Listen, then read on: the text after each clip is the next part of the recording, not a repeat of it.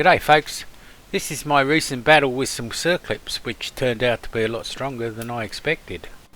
When I recorded this I had hay fever, so please excuse the odd sniff here and there, and the moans and groans.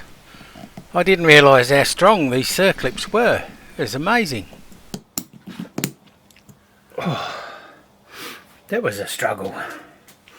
Now I may be doing these pliers an injustice, but they're internal and external, and generally speaking any tool that's designed to do two jobs does neither of them really well. I'm running this at 2 times speed so you don't fall asleep. Here I'm having trouble with the pliers falling apart. The force on the tips is causing the attachment to come off the driving lugs, as you can see there. It's really just a pain. I ended up swapping over to the straight jaws because then there would be no pressure to create that coming off the lugs.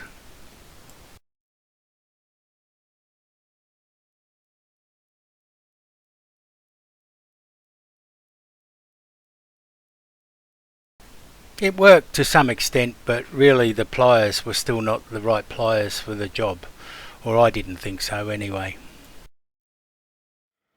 Oh, what a job that was.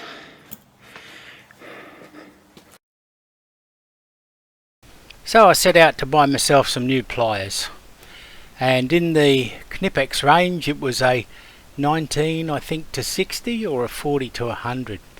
And I thought that 40 to 100 looks good. The 47 is almost at the bottom of the range. $46, done, I'll take a pair. The points are angled to help it to hang on to the holes in the circlip. The points are a decent size so they fit nicely in the circlip holes. The length of those pins sticking through the circlip proved to be a problem when I was trying to install the circlips, because the circlip didn't want to come off those pins because of the angles, and the ends of the pins were jammed right up against the bearing. But they worked really well. As you can see, removing them, no trouble at all. And installing them, you see I can squeeze it in easy enough. Those long handles with the leverage make it really good. But then I have difficulty getting the points out because they're angled. Maybe someone can tell me what you do about that.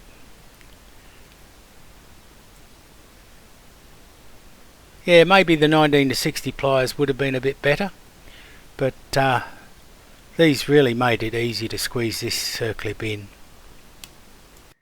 These pliers were just so easy to compress the circlip with, and the pins didn't keep falling out the holes.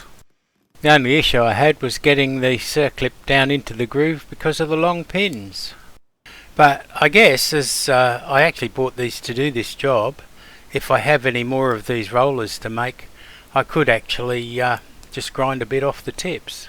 While I was putting this video together, I showed this to my grandson and he said, yep, we do that all the time at work, so it does happen. Okay, your likes and comments are really appreciated. Thank you for watching.